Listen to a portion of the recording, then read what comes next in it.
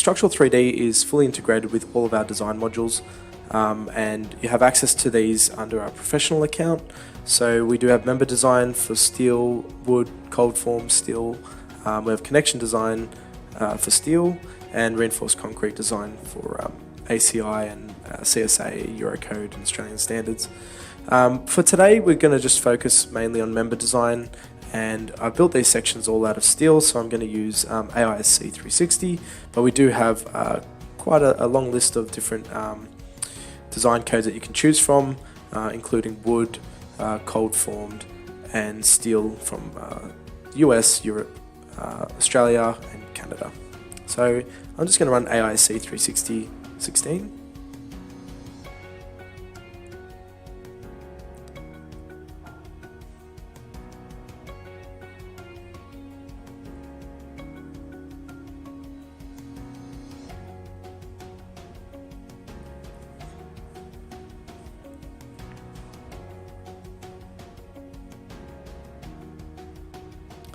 And what that's going to do is import all my forces, my internal member forces, and parameters for the members as well. But I can control these to change things like my unbraced length.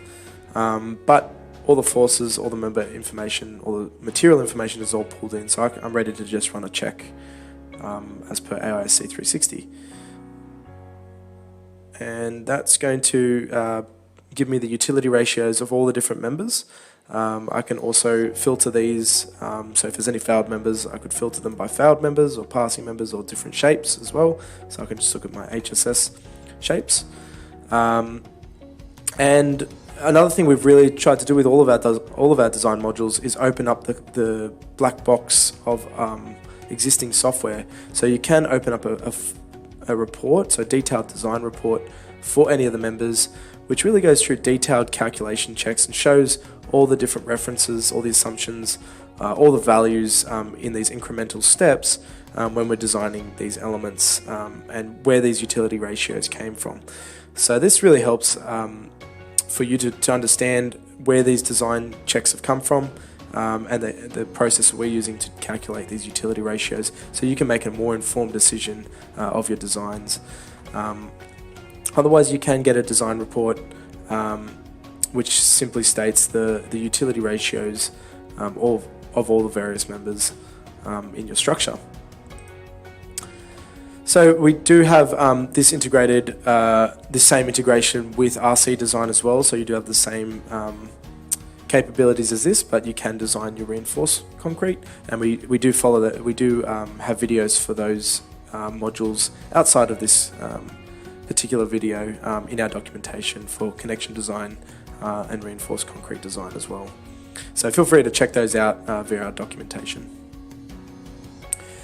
Now you can see that all of our sections have passed, and actually quite a low utility ratio of a 0.15. So we can see the structure is definitely over-engineered and over-designed.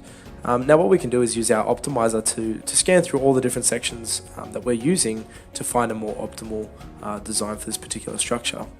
So we do have some settings for the optimizer, so you can control section height limits and widths, and you can also control what utility ratio you'd like to aim for, so maybe a 0.95 as a maximum utility ratio, and as well as which sections you'd like to optimize. So we're optimizing both the sections that we're using in this particular model. So once I'm happy with those settings, I can save them and run the optimizer. And so that's run through all the different HSS and W shapes that we have available, and picked out the most optimized section, and I can see our utility ratio, so I can see they're all passing. And I can also visit the iterations to see all the iterations that were run and what utility ratio each of these sections produced. So I can also rank them by minimum cross-section area. So I can see that is in fact the lightest section of our library. Or I can rank them by utility ratio to find what the maximum utility ratio of all the sections are.